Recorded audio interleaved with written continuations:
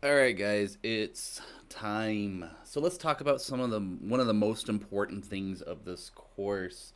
We're going to be talking about the CompTIA Security Plus, the 701 um, certification exam. So what this presentation is going to do for you is walk you through the entire process because I'm going to send you out your voucher, and we need to make sure that that process goes flawless. So here's some tips. So I want to be crystal clear about the stakes here. The exam isn't about extra credit or just a small piece of your score. It accounts for 40% of your final grade. Now, we will calculate your grade based on this formula. Your exam score divided by 900. A perfect 900 is 100%. An 810 is a 90%. A 750, the minimum to pass, is an 83%. So this is a significant part of your grade, and preparing for it is going to be essential. So make sure that you keep on top of your work. Now let's talk about some of the logistics. So I'm going to walk you through some of the exact steps to register for the exam. And remember, we're going to use that voucher that I'm going to provide for you. Now the process is going to start with four main phases. First, you're going to receive the voucher from me, so make sure you check your student email. This voucher is your key. Do not lose it. And then second, if you haven't taken a CompTIA exam in the past, you're going to need to create an account on the CompTIA website. If you have, just reuse the credentials you did before. I do not recommend using your student account here. I do recommend using a personal account because when you leave the college, you're not going to have access to that account. Now, if in the past you've made a mistake and you've used your student account, it's not a big deal. You can reach out to CompTIA through a support ticket and they can combine those accounts or transfer your account from your student account over to your personal account. Now, once you have an account, make sure you go over to the Pearson VUE website. Now, these are the guys that are actually going to administer the test itself. When we go onto the website, we do want to make sure that we pick the 701 exam. So it's SY0701, and then you're going to buy that exam. It will then redirect you, and we'll move on to the next stage. So this is the most critical part of the registration. Pearson VUE will ask, where do you want to take your test? You'll see an online option and a test center option. You must select the local test center option. From there, you can find the testing center nearest to you. So for those that are here in Cheyenne, LCCC will be your testing center. From there, we will actually go to the payment page. Once we're on the payment page, you're going to take that voucher I sent you, and where it says add voucher or promo code, you're going to put the code there.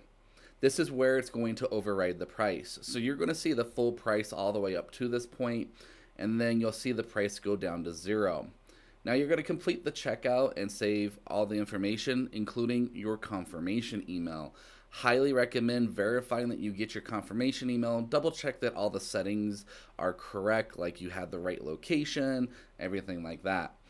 Because this is your chance that you can get it fixed before it's too late. Now, one of my big policies here is, I can't stress this enough, is I put it on its own slide. We want you to take this at a physical testing center.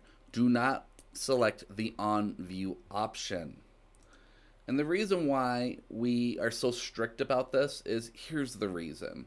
The on-view online proctoring is very fragile. If your internet connection has a hiccup, if their software doesn't like the background processing your computer, or if your remote proctor gets disconnected, your exam is immediately shut down. To get a new voucher, you have to open up a support ticket, and we've seen this take weeks to resolve, and we can't afford that your grade gets hit because of such a problem.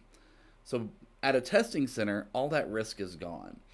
They're going to provide you the computer, the internet, and then if anything breaks, the proctor is 10 feet away. They will help you fix it on the spot. Okay, so that's definitely something I have to really hone in here is just make sure you take it at the testing centers, please. Okay, now that the scheduling is covered, let's talk more about the exam itself again. Now you have to if you have to pass if you want the highest score possible, absolutely. So here's some tips for this exam itself. First thing I like to do is make sure that you have the official SY0701 exam objectives from CompTIA. Remember, this is going to be your master checklist. So every topic that you're going to be tested on is listed there. Second, be ready for the PBQs. Remember, they're not multiple choice, they're simulations where you'll be asked to configure a firewall, identify parts of an attack, or even have some drag and drop concepts. They appear first on the exam, and they're very time consuming. So a very popular strategy is to skip them, bank all of the multiple choice questions, and then come back to the PBQs with your remaining time. So in other words, I like to save them for last, okay? Now speaking of time, you have to be fast. You need to pace yourself. If you're stuck on a question for more than a minute, flag it and move on. Answering 10 easy questions is better than getting stuck on one hard one. So time management is definitely going to be key. So you'll have 90 minutes for up to 85 questions. And so you need to make sure that you're just being careful of your time.